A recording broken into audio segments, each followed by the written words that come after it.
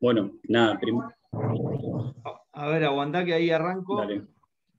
Bueno, ahí está grabando. Entonces, bueno, le damos la bienvenida entonces a Silvia y a Fabiana, familiares de víctimas y sobrevivientes de Cromañón. Les agradecemos por sumarse, les contamos un poco de qué se trata, la materia que hacemos en la Universidad Nacional de Avellaneda, que se llama Trabajo Social Comunitario, que es una materia obligatoria para estudiantes de todas las carreras de la universidad, que tiene varios niveles y que tiene la función de vincular a la universidad con problemáticas sociales que se expresan en los territorios, en los barrios, a partir de las organizaciones que allí trabajan. Esta comisión, en modo virtual, no es lo que más nos agrada, pero es lo que se debe en este contexto. Esta comisión está articulando un trabajo con la compañera Roxana Caínzos. Roxana viene haciendo un laburo contra la violencia institucional a partir del caso de Nehuen Rodríguez junto a la compañera Carolina Vila por el caso de Lucas Cabello aquí en el barrio de La Boca. Con ellas articulamos y ellas vienen haciendo un trabajo en la FM Riachuelo, una columna de violencia institucional. Así que esta comisión está acompañando esa tarea, conociendo experiencias de organización y de lucha por la justicia en casos de violencia institucional. Así que, bueno, con esa finalidad, Roxy nos propuso conocer el caso de Cromañón a partir de la experiencia de ustedes. Y bueno, en eso queremos agradecerles que nos acompañen. La entrevista la van a llevar adelante un grupo de estudiantes que tomó el caso junto con Roxy. No sé, Roxy, si querés decir algo. Yo soy Manuel y soy docente de la materia junto con Facundo, que está ahí también, y estamos todos los estudiantes también escuchando este encuentro.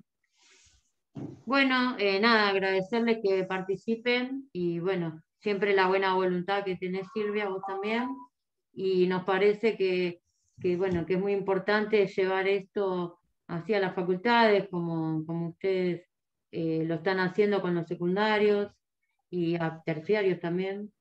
Y bueno, nada, vamos a empezar con las preguntas, por las dudas que se te vaya el internet, y ahí vamos a ir hablando. Sí. Dale. Como son, perdona, Cristian, como son dos, puede contestar la que quiere o contestan las dos las dos veces, como ustedes quieran, más allá de la grabación, tratemos de... Eso iba a decir. Somos dos y puede ser que se sume otra mamá, y siempre es mejor una polifonía de voces que escuchar a una sola. No solo le pedí que estuvieran porque tengo problemas de conexión, sino porque nosotros tenemos por costumbre tratar de ir más como colectivo. Además, bueno, el caso de Fabiana es familiar y sobreviviente, son distintas miradas que tienen que estar integradas en el tema de la masacre, ¿no? Excelente. Así que vamos a ir viendo, yo a Fabi no la estoy viendo, pero sé que está. Sí, está. Sí, está. Bueno, Fabi, vamos a ir viendo, ¿no? Por ahí algunas más personales, pero también se puede convertir en preguntas más generales, no sé, digo yo, ¿no? Sí. Acá estoy y ahí se está conectando Delia. Muy bien. Entonces, Delia es mamá de Pablo Fucci, uno de los chicos asesinados también en Cromañón. Bueno, Cristian, dale, arranquen. Dale, bueno, nada, me presento también. Soy Cristian y estudiante de arquitectura, como mi grupo, los tres estudiamos arquitectura. Nada, esta pregunta es como más personal para Silvia y como para ponernos en contexto. Nosotros queríamos saber quién era Julián y cómo fueron esos momentos previos al recital. Bueno, yo la primera vez que contesto preguntas tan personales, porque nosotros pertenecemos a un movimiento. Y si bien consideramos que el dolor siempre está, en general hablamos del conjunto de los chicos y las chicas. Es que, no porque cada uno, por supuesto, quiere a cada uno, pero digo, quizás lo de los momentos previos lo puede contestar más Fabiana, pero bueno, Julián era un pibe común, como cualquiera de ustedes, de nosotros, estudiaba, le faltaba un año para terminar la secundaria, quería hacer ciencias políticas, fue al recital con sus amigos, fue el único de este grupo que murió, lo asesinaron, y la verdad que con mucha alegría, porque Callejeros, si bien después a nuestra forma de ver traiciona ese mandato, por decirlo así, o esa idea, era un grupo de rock tenido como por alternativo, por ejemplo, por las letras, etc. Así que lo vivió con mucha alegría, nosotros les hemos regalado la entrada porque su novia estaba pasando por un muy mal momento, y entonces fue el recital como algo como no sé, de alegría, de pasarla bien. No sé si a lo mejor Fabi tiene ganas de contar algo de ella misma. Bueno, usted lo va manejando. A mí me gustaría no acaparar la palabra, nada más.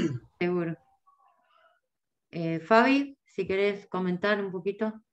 Bueno, yo fui con mi compañero, José Cantale, hacía 5 años que convivíamos, así que se suponía que iba a ser una noche de festejo, era fin de año, así que bueno, se trataba de eso, ¿no? De salir a festejar el último día del año, y bueno, también nos masacraron junto a 194 y miles de nosotros que quedamos vivos.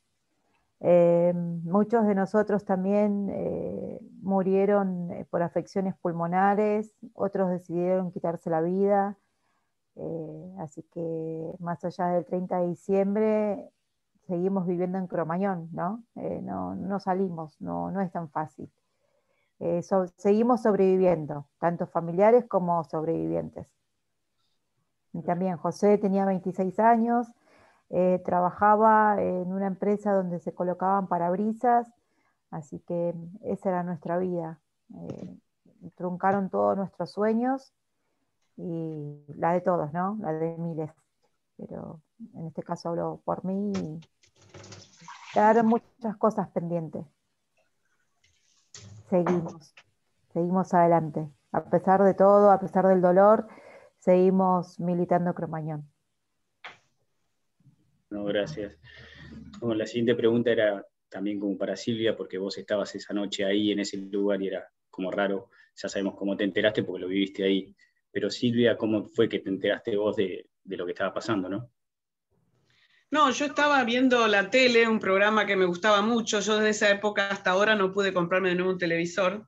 Estaba viendo un programa de ER, se llamaba. Y bueno, yo vivía en Palomar, muy lejos del boliche, y en un determinado momento me llama la novia de Julián, desesperada al teléfono, una novia con la cual yo tenía y tengo un vínculo muy profundo, y me dice, llorando, yo no entendía qué me estaba diciendo, y me dice, poné la tele, en el sentido de poner el noticiero. Y bueno, a partir de ahí yo no, en ese momento vivía sola con Julián, tengo 2 hijos más, pero ya no vivían conmigo y nosotros no teníamos auto, o sea, imagínate lo que es salir de Palomar a esa hora de la noche, un día así. Así que bueno, me puse a llamar a un par de amigos que además tenían hijos y a pedirles si alguno me podía acompañar, y así fue como empezamos, porque fue un caos, realmente la actuación del gobierno en la emergencia fue lamentable, o sea, fue como para asegurar más muertes, ¿no? Porque realmente el operativo de la emergencia fue espantoso, y entonces en ese espantoso también fue espantoso para nosotros como familiares. Sin información se recorrían los hospitales, las morgues, esto lo vivimos todos y todas nosotros, ¿no? Julián tiene un apellido que no es González, entonces quizás en algún momento alguien en la radio lo escuchó y así fuimos a parar. Pero fue con una total sorpresa, y aún así, recorriendo lugares, era muy difícil darse cuenta de la magnitud del hecho, ¿no? Digamos, siempre un hecho donde mueren pibes es injusto, pero un hecho así tan tremebundo, con esa cantidad de muertos, con ese desastre alrededor, con la policía reprimiendo a los chicos, digamos, hemos vivido con la morgue, los tipos saliendo de la morgue gritando los nombres de los fallecidos, o sea, fue una cosa que después nosotros vamos a denominar Argentina República de Cromañón, ¿no? Como todo atado con alambre, o sea, porque tras el desastre, todo el desastre informativo, el desastre de la atención médica, de hecho Julián no murió en el momento, quedó internado. Yo lo llegué a buscar también para hablar de la violencia del Estado. Cuando llego al hospital de clínicas, medio de casualidad, hay un papelito en la guardia, un papelito escrito que decía fallecidos y vivos, o sea que si una mamá llegaba, el mío estaba entre los vivos, tenía que ver el nombre de su hijo, o sea, llegaba así sin anestesia, en un papel decía muertos y vivos, fallecidos y vivos. Así que imagínense el nivel de violencia que uno siente entre lo que no entiende y un maltrato innecesario, ¿no? Y esa es una responsabilidad del Estado, claramente. Sí, no estuvo a la altura el Estado. No, el Estado provocó la masacre, digamos, con la cuestión de sellar la corrupción, ¿cierto? Y después, exactamente, no supo cómo actuar en la emergencia, ¿no? Después Sí. aprendimos un montón del triage, de la clasificación, pero bueno, lo aprendimos duramente los familiares, ¿no? Los sobrevivientes. Sí. Y bueno, una pregunta más como para Pamela. Nosotros en la investigación que hicimos, supimos que muchos de los chicos fallecieron por entrar de vuelta, que estaban adentro, pudieron salir, pero entraron de vuelta para buscar a algún amigo o algún conocido o el que sea, bueno, para poder rescatarlo. ¿Fue así esto lo que pasó? Para Fabiana.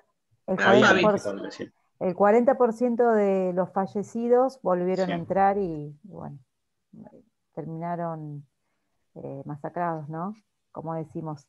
Sí, fue así. ¿Delia ya entró?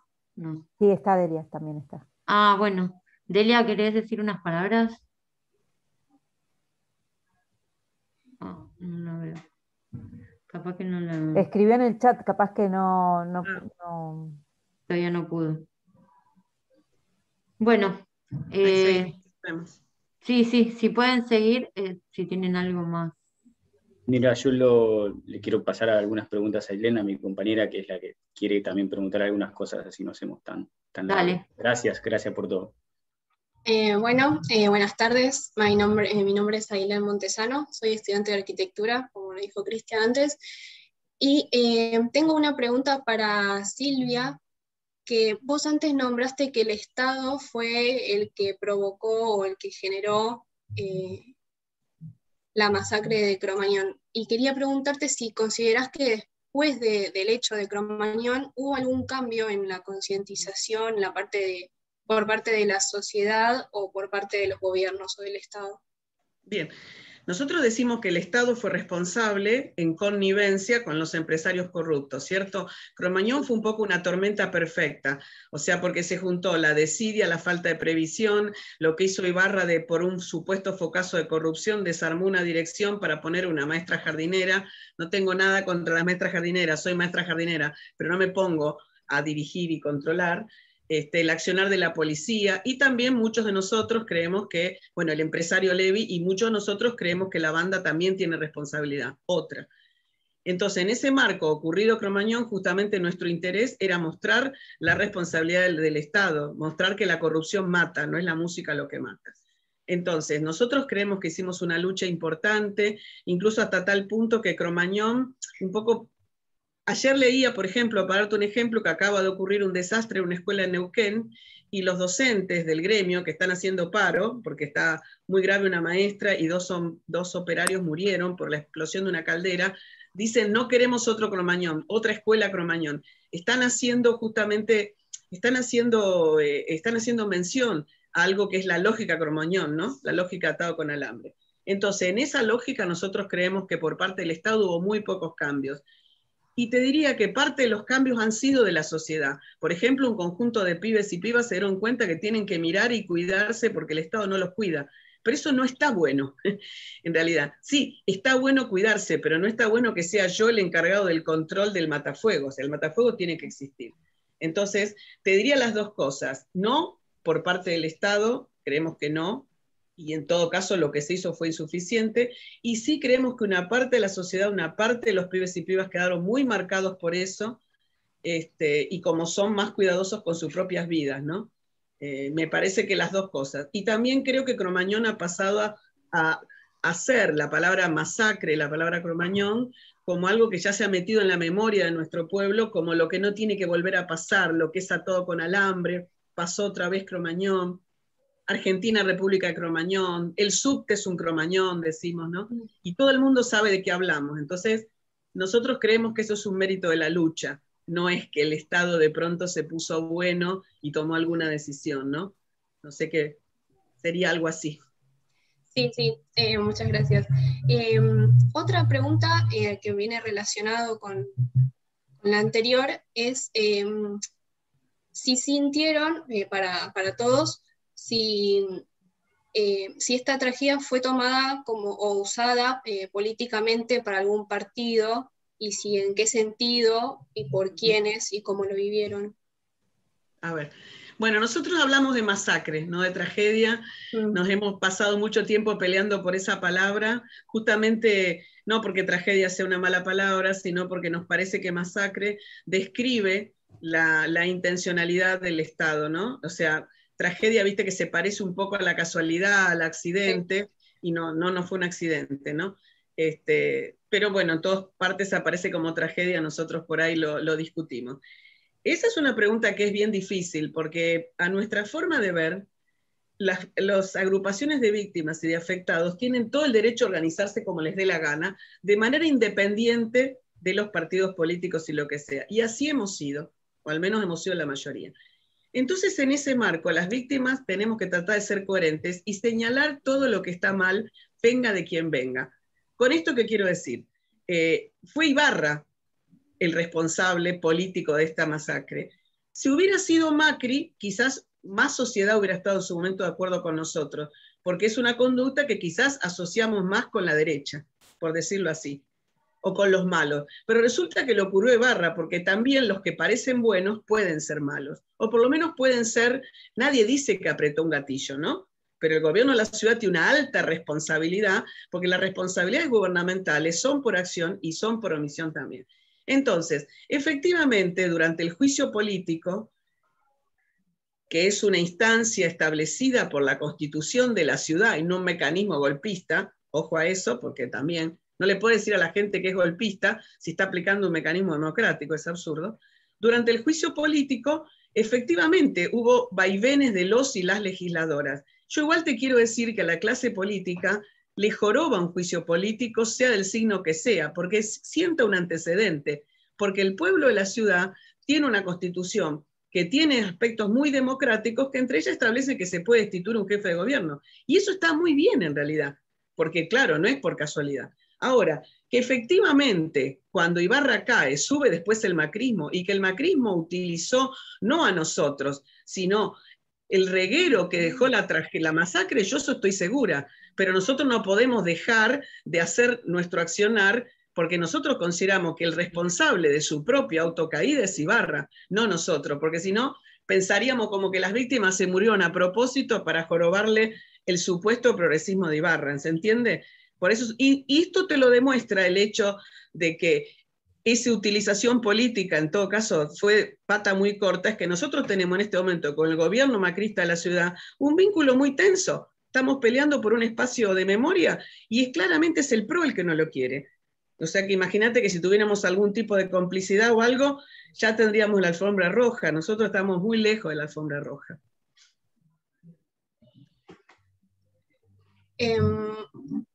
Y la última pregunta de mi parte, digamos, es para ambas, si recibieron alguna asistencia o contención, ya sea del Estado o de organizaciones sociales. Bueno, de eso del Estado, Fabi sabe un montón, así que me gustaría que lo diga primero ella y por ahí completo. Dale. En un principio, medio que se quisieron ocupar, digo medio porque la realidad es que de nuevo ves que y cuando te digo sigue provocando víctimas, te hablo en el sentido de los sobrevivientes que se mataron o los sobrevivientes que no tuvieron una buena atención, o también, a ver, yo en mi caso hice terapia y sigo haciendo terapia particular, porque la realidad es que el Estado no te garantiza un psicólogo, una psicóloga, un psiquiatra. En un primer momento, ese 2005, los hospitales, había terapia, pero estaba colapsado porque la realidad es que todos los hospitales de Capital no daban abasto. La mayor parte de los asistentes al recital éramos y somos del conurbano, así que teníamos que viajar hasta el hospital, y era muy difícil. A veces, después de vivir lo que vivimos, era muy difícil volver a subirse a un colectivo o encerrarse en el subte. La realidad es que tardamos años y años en poder pisar un subte. En mi caso, yo hasta los 5 años dormí con la luz prendida, por ejemplo. Pero la realidad es que sí, seguía el abandono y hasta el día de hoy sigue el abandono del Estado, en muchos casos. Nosotros no tenemos un seguimiento. El Estado no te proporciona el seguimiento que tendríamos que tener. Los familiares, los padres, hay mucha gente que es mayor y que necesita realmente que lo acompañen, no existe. Sí, yo quería agregar a esto que como la masacre además es una masacre que ocurrió en la capital, pero efectivamente abarca a chicos de todos lados, no se hizo nunca un mecanismo de que las jurisdicciones se pongan de acuerdo, o sea, cosas muy elementales. Entonces eso todavía al día de hoy, la dirección a la víctima aparte ha bajado de categoría, son funcionarios que no conocen y no quieren conocer lo que nos pasa, es como serio. Respecto a las organizaciones, yo creo que el apoyo al movimiento Cromañón ha crecido, o sea, imagínate que en 16 años ha sufrido vaivenes, pero en estos últimos años ha crecido. Una parte de los organismos de derechos humanos en su momento no comprendieron nuestra lucha, porque estaban muy ligados al gobierno, en este caso al kirchnerismo, que era el gobierno nacional, o por esto que te digo, que algunos consideraban como que la masacre había sido usada. Pero nosotros creemos que no hay muertos de primera y de segunda, o sea, hay 30.000 desaparecidos, y también hay pibes muertos por gatillo fácil, y también hay desidia en las escuelas, y todo eso hay que tomarlo. Hay femicidios, todo eso nos atañe, y todo eso de una forma u otra le atañe al Estado. Con las organizaciones, ya te digo, hubo de todo. Pero nosotros en estos últimos años vemos no solo que las organizaciones, sino que incluso un conjunto de otras víctimas también se organizan y apoyan. Y en este sentido digo, bueno, con Roxana somos parte de la Marcha Nacional contra el Gatillo Fácil, y en un punto uno podría pensar que Cromañón no es gatillo fácil, pero sí que el paraguas que nos une, aparte de la solidaridad, es la responsabilidad del Estado, ¿no? Pero sí, como que está todo relacionado en un punto. Sí. Lo que sí voy a rescatar también es que sí nos acompañaron, por ejemplo, la gente, los psicólogos y psicólogos sociales de Pichón Rivier, que sí desinteresadamente nos dieron una mano. Yo he trabajado mucho con ellos, armando grupos de sobrevivientes y después familiares, donde se podía hacer una terapia, pero bueno, nada, no era directamente el Estado, ¿no? Claro. Bueno, por mi parte eso es todo. Muchas gracias. Le dejo el lugar a Estefanía. Hola, buenas tardes. Bueno, un poco relacionado a lo anterior, a lo que tiene que ver con la actividad social, queríamos saber si iniciaron alguna actividad social después de lo sucedido en Cromañón. Creo que mencionaste lo del movimiento Cromañón, si nos podían comentar acerca de eso. Bueno, esa pregunta daría motivo de 2 programas. O sea, imagínate que en 16 años nosotros buscamos muchas maneras de luchar por justicia. Memoria, verdad y justicia son hechos vinculados. Por un lado había que participar en causas penales, que la gente no lo sabe, pero no fue una.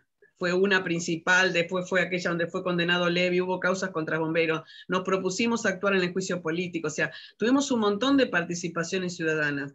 Y también expresamos nuestro dolor y nuestra bronca y nuestras ganas de juntarnos con otros a través de múltiples marchas, primero todos los 30, después la marcha multitudinaria de los 30 de diciembre, a través del vínculo con otras personas, pero también hemos tenido una murga, los que nunca callarán, de sobreviviente, hemos tenido una muestra de fotos, Vidas Robadas, Sueños en Marcha, hemos publicado libros, hemos realizado charlas, y ahora, bueno, estamos luchando por un espacio de memoria a través de la presentación de 2 proyectos importantes en la legislatura, y recientemente, como tenemos un proyecto de arte, porque en el lugar donde al lado del boliche, digamos, está el santuario que recuerda a los pibes, también encaramos un proyecto que tiene muy largo alcance de embellecimiento del lugar, de muraleadas y demás, y entonces presentamos una tercera iniciativa en la legislatura que es de protección, porque casualmente desde que injustamente el tribunal oral le devolvió el boliche a Levi, el dueño, uno de los responsables de la masacre, muchas veces han aparecido nuestras cosas desarmadas, mancilladas, rotas, vueltas a pintar, o sea que todo el tiempo estamos haciendo alguna actividad social en un sentido amplio, ¿no?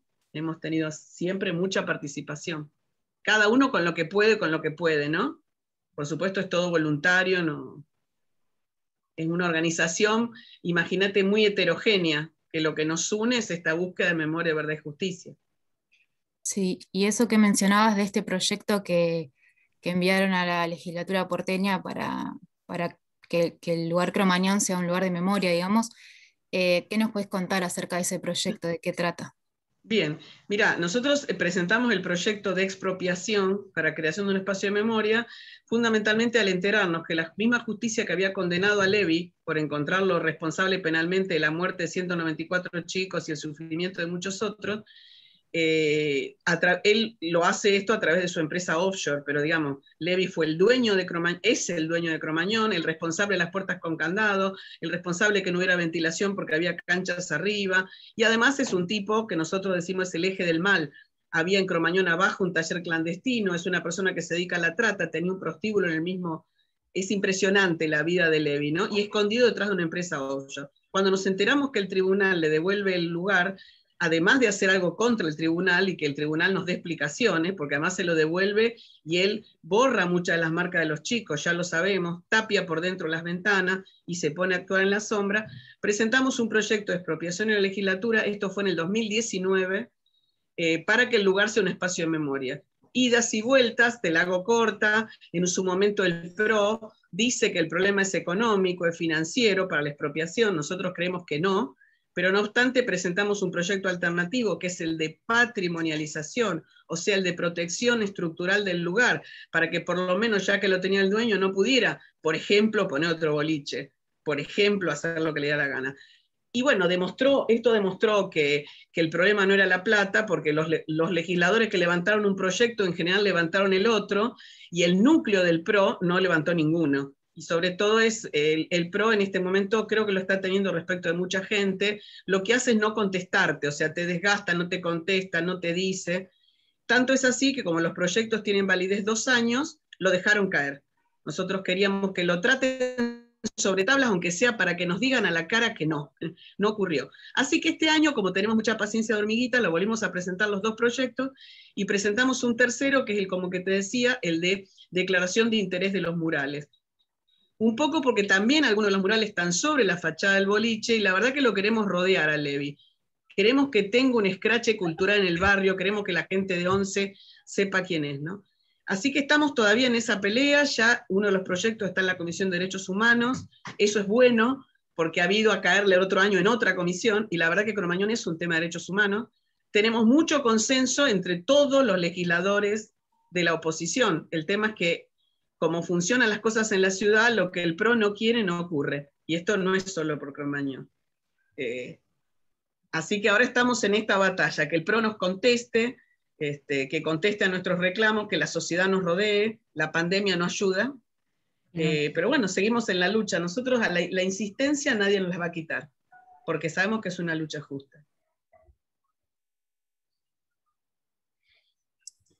Bien, gracias. Y la última de esta entrevista, que tiene que ver con la parte judicial, nosotros, bueno, leímos que sucedieron varios juicios y que en el 2009 fue condenado Omar Chabán, bueno, creo que el encargado de seguridad del lugar, el manager de la banda y algunos funcionarios públicos, pero que la banda Callejeros no fue condenada, sino que fue en el 2011 cuando la condenaron, si no me equivoco. Y bueno, queríamos saber si estaban conformes con este fallo y si creen que alguien más debería estar condenado, y si es así, ¿quién o quiénes? Bueno, contesto un poquito y le paso la posta a Delia. Pablo. No, también está Delia, me parece. Perfecto, bueno, Adelia. ¿Estás, Delia? Es que no tiene micrófono, me parece que ese es su problema, porque está poniendo cosas en el chat. Primero, nosotros no consideramos que la justicia sea el poder judicial. Dicho esto, igual participamos en los juicios. Justicia sería que no se repita, o sea, en ese sentido no hubo justicia. En otro sentido, fuimos de las pocas organizaciones de víctimas que logramos algunas condenas.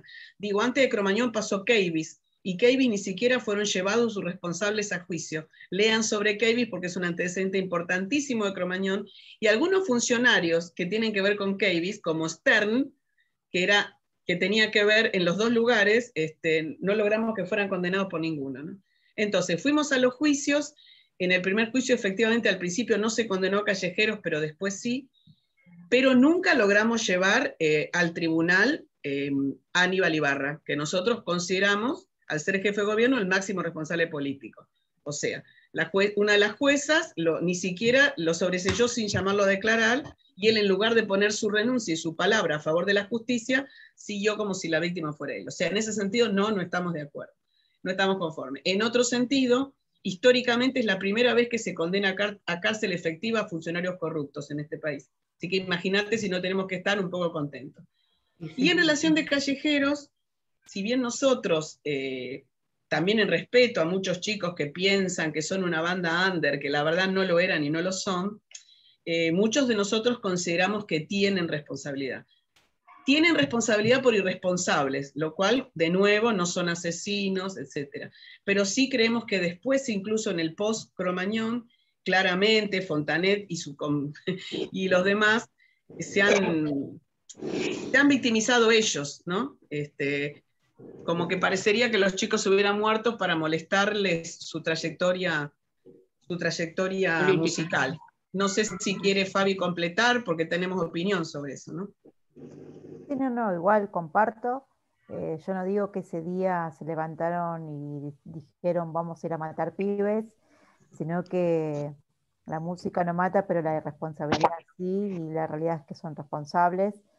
Y concuerdo con Silvia, faltó Aníbal Ibarra, pero bueno, la justicia siempre defiende a los poderosos. Lo único que logramos fue la destitución, que se trabajó mucho para eso. Se trabajó mucho, logramos eso, pero también es con sabor a poco, porque hubiera deseado que nunca más ocupe ninguna banca ni ningún cargo político. Y creo que en eso es lo que a mí me parece que faltó. Bien, bueno, les agradecemos mucho. Por nuestra parte, nuestro grupo no tiene más preguntas. No sé si algún otro compañero quiere seguir consultando, pero por nuestra parte, gracias por el tiempo y bueno, un abrazo grande a la distancia. Hola, Silvia, Fabiana, bueno, yo soy Facundo, docente también de la materia. Pensaba, quizás yo en un poquito entre que bajé, que estaba volviendo a la universidad, me apagué y volví a conectar, por ahí se habló, pero yo venía pensando y quería saber la mirada que ustedes tenían, porque el Estado no cuidó, el Estado a veces cuida, a veces no cuida, pero creo que lo hace de forma diferencial también, ¿no? No nos cuida a todos por igual, o no nos descuida a todos por igual, ¿no?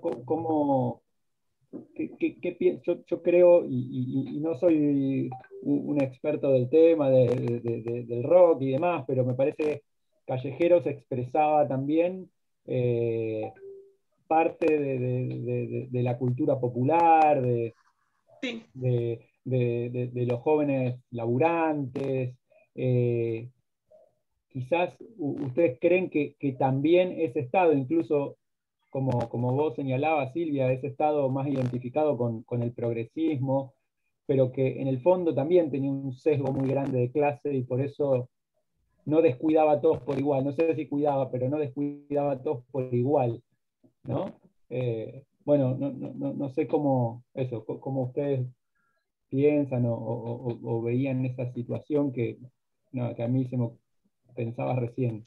Claro, a mí me parece que estás planteando dos cosas en una. Una es si Callejeros representa el sentir de los pibes, pero yo te puedo hacer un listado de mucha gente que toca canciones muy copadas y en su vida no es tan copado, o sea, ¿no?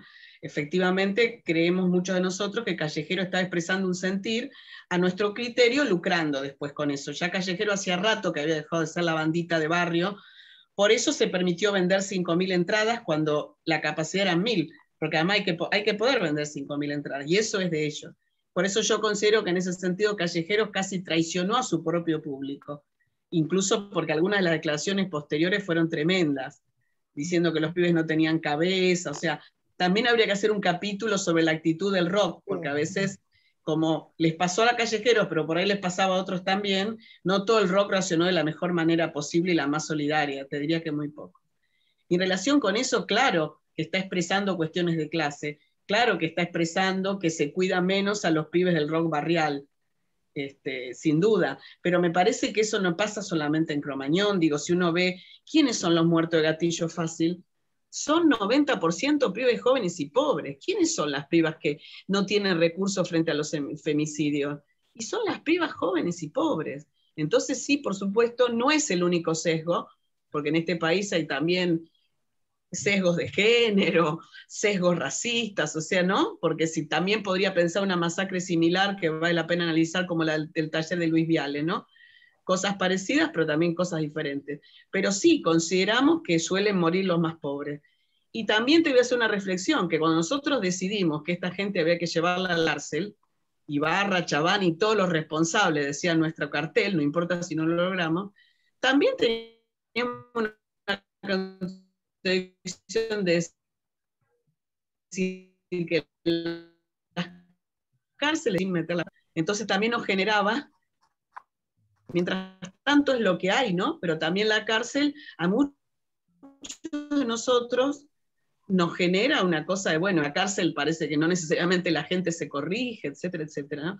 O sea que es bien complejo para nosotros analizarlo, y tampoco es que lo tenemos que analizar solos, ¿no? Acá Delia te está poniendo, porque no puede hablar, un poco para demostrar que Callejero ya no era una bandita de barrio que había metido 15.000 personas en excursionistas.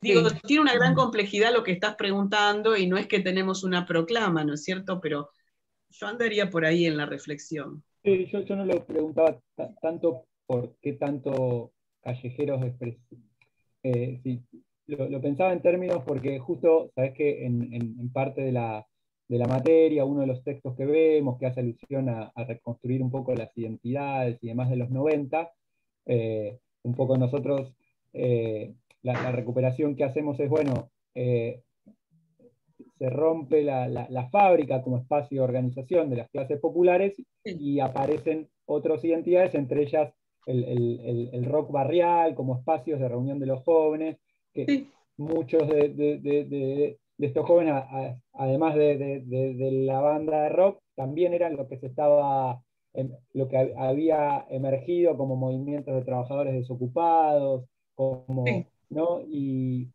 digo, no es casual, porque como vos bien dijiste, Silvia, y como nosotros venimos ahí con Roxy recorriendo a lo largo de este cuatrimestre, las historias que cruzan una violencia desmedida del Estado está en función, siempre en relación a los sectores populares, ¿no? Y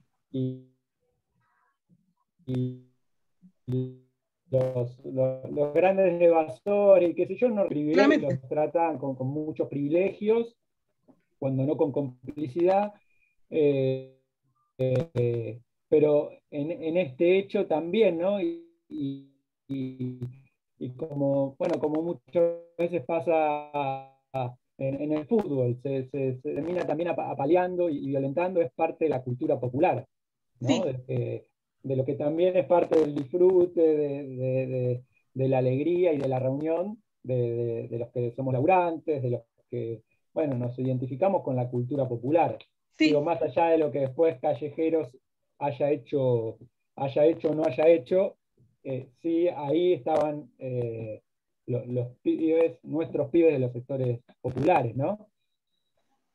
Bueno, por eso es que nosotros pensamos, cuando decimos ni una bengala ni el rock and roll, a nuestros pibes lo mató la corrupción, justamente, más allá de si hubo un bengalero y si ese bengalero metió la pata, eso es culpabilizar a la víctima. Y también es no hacerse cargo que parte de esa cultura era también los trapos y demás y demás. Porque también parte del ser joven, por suerte, es ser contestatario y romper normas. Para eso estamos los adultos y para esto está el Estado. Para poner norma, en todo caso, para romperla si hace falta. Por eso no estamos nada de acuerdo, y también lo podría reflexionar en relación hasta con la pandemia, pero lo que te digo, que después se nos plantean soluciones individuales. El pibe tiene que ir, o no tiene que ir más a un recital, ¿por qué? Eso forma parte de ser joven. O se tienen que, en post-Cromañón, ¿qué se intentó hacer? Enfrentarnos a los familiares sobrevivientes con los pequeños centros culturales de barrio. Nadie estaba en contra de esos centros, que tampoco tienen las condiciones. Bueno, que el Estado ayude, no que individualmente el pibe tiene que pelear contra todo, o ir a mirar si cada uno tiene el matafuego, o ir a mirar la ganancia del empresario, ir a mirar si vendió más entradas o menos entradas, o ir a mirar si el empresario tapió unas puertas con candado. Eso es demencial y pone de nuevo la responsabilidad en las víctimas o en las posibles víctimas. Y creemos que eso es un ataque contra los jóvenes. Cromañón es primero que nada el ataque contra una generación.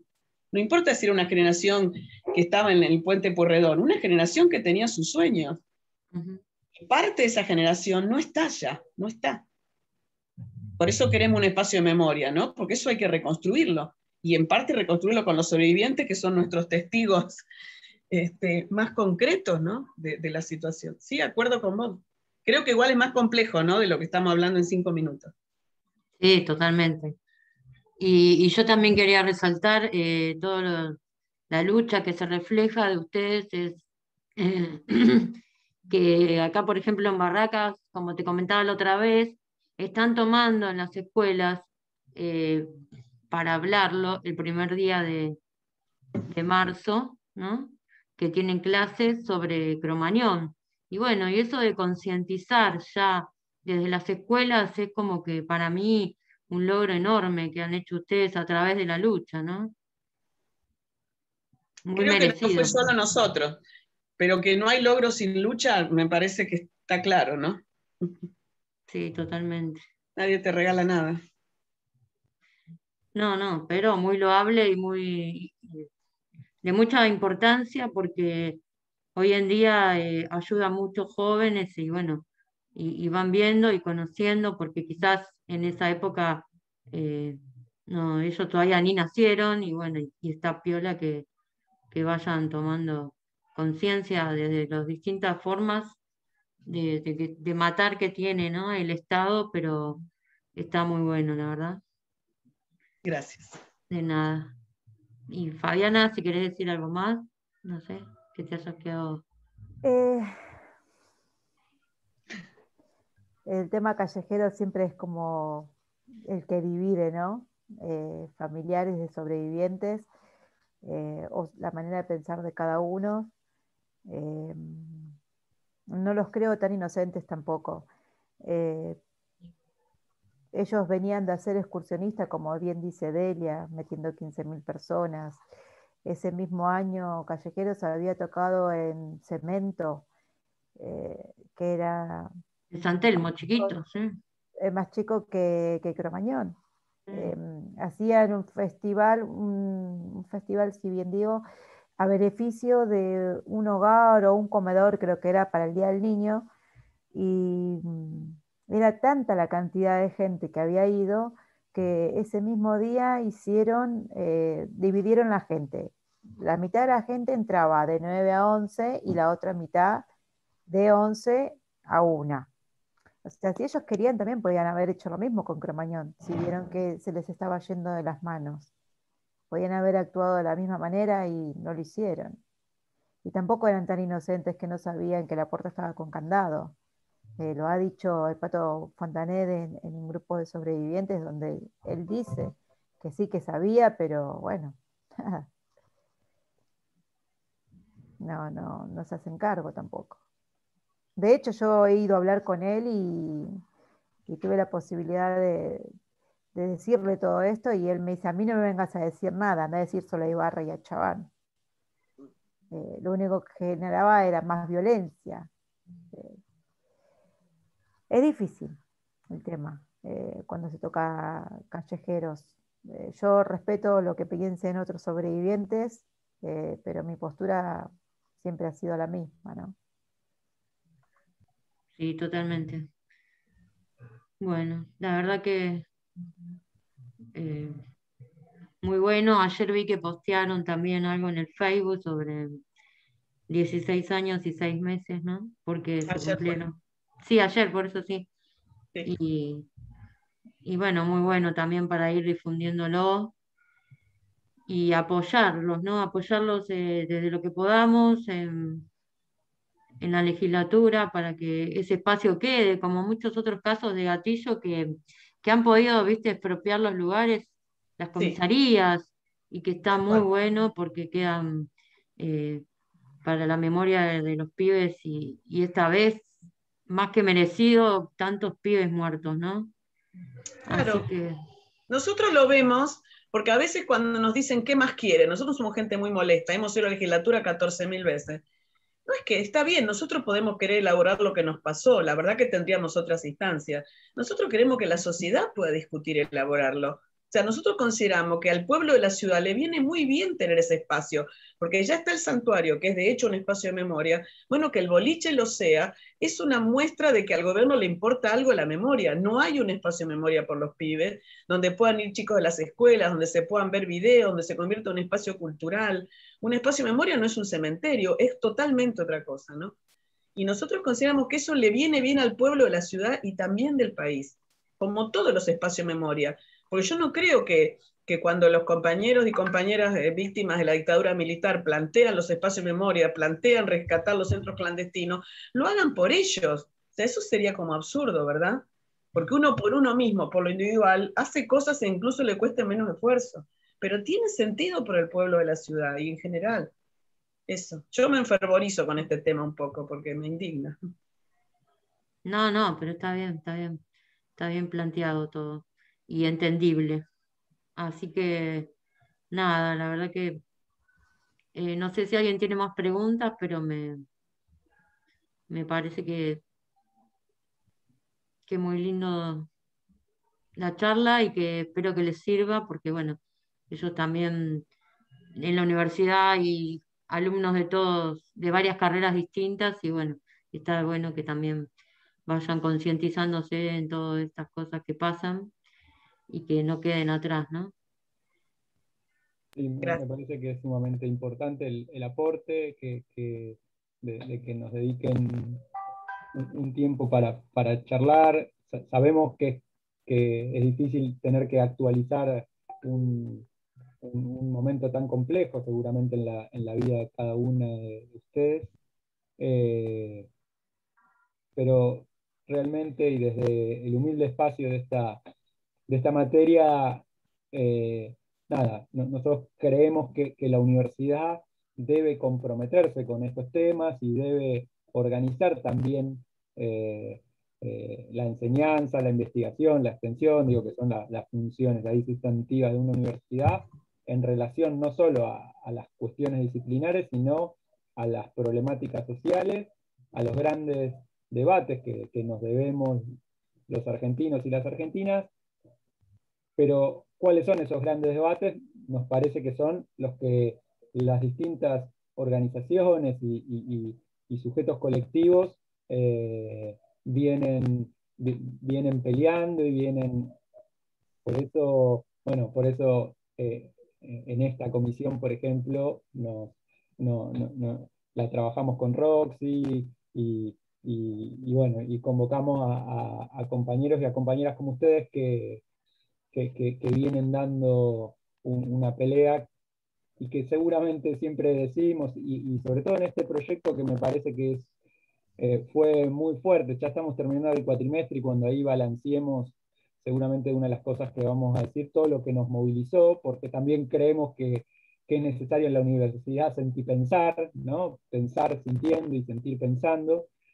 Que nos movilizó muchísimo y que de eso hay un profundo proceso de aprendizaje y de aprendizaje crítico sobre una realidad que es necesario cambiar, que sigue siendo necesario transformar esta sociedad y que también quienes se organizan no solo nos advierten sobre algo que creo que más o menos sabemos todos, que vivimos en una sociedad muy injusta, que vivimos en una sociedad que como decía recién, merece ser cambiada, pero además aprendemos que hay algunos que ya se pusieron a trabajar en esto y que si hay algo que hace mejor a nuestra sociedad es estos espacios que no se resignan, que no se cansan, bueno, que están por encima de la lógica, por ejemplo, del gobierno de la ciudad y de distintos, y de una lógica quizás de un tipo de Estado que nos pone ahí a cansarnos, aun cuando nos parezca que nos está intentando conformar con tal o con cual cosa. Pero bueno, algunos y algunas, y a veces las madres nos han enseñado que no, algunas no se cansan nunca. Así que bueno, es de enorme valor una charla como esta. Totalmente. Acá Delia se está comunicando, ¿no? Y dice, los chicos, los pibes presentes, ahora y siempre, de Cromañón. Y bueno, memoria, verdad y justicia. Así que gracias, Delia, que también estás participando desde el chat, por tomarte estos minutos para compartir. Silvia, querida, y Fabiana, nos vamos a ver prontito, bueno, a la noche, Sí, y después en las calles, como siempre. siempre. Un abrazo enorme y muchísimas gracias Gracias por a todos por compartir. escucharnos. No, Sí. a ustedes. Un fuerte abrazo, muchas Luego. gracias. Abrazo para todos. Chau. Hasta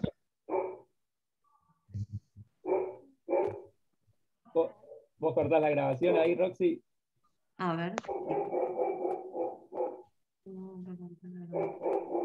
Se me fue el... Bueno. Ahí está, ¿no? Creo que sí. Sigue grabando, me parece. Ay, no me digas, ¿sí? Espera que voy a... Porque hay uno verde, ahí aprieto y no... Ah, no, acá.